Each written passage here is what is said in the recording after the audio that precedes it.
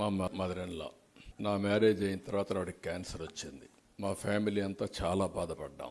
అప్పుడు రెండు హాస్పిటల్స్ ఉండేటివి. ఒకటి బాంబే టాటా మెమోరియల్ ఇన్స్టిట్యూట్, 2 అడయార్. అక్కడి నుంచి అమెరికాకు వచ్చినప్పుడు దత్తాత్రేయ గారే ఆవిడ ట్రీట్మెంట్ ఇవ్వడం.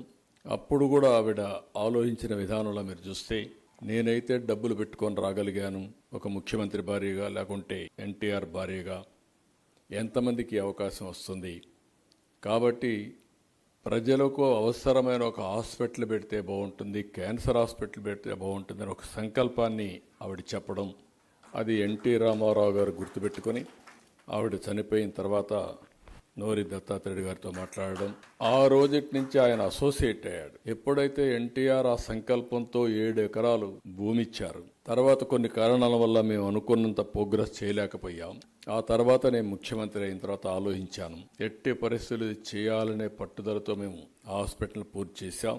వాజ్పేయి గారు వచ్చి ఇనాగరేషన్ చేయడం, ఒక మనిషిలో ఎంత పట్టుదల ఉంటుందో ఇది ఒక ఉదాహరణ.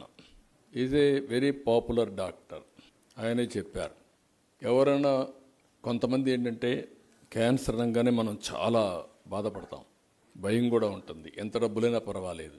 అలాంటి స్పెషల్ ఫ్లైట్స్ కూడా పంపించి క్యాన్సర్ ట్రీట్మెంట్ ఇప్పించుకునే వ్యక్తి దగ్గర హాస్పిటల్ కోసం ఆ రోజు ఈ రోజు ఇప్పుడు కూడా ఒకటే చెప్తున్నారు, ఈరోజు హైదరాబాద్లో క్యాన్సర్ హాస్పిటల్ బాగుంది, మళ్ళీ ఇలాంటి హాస్పిటల్ అమరావతిలో పెట్టాలనేది వారి సంకల్పం.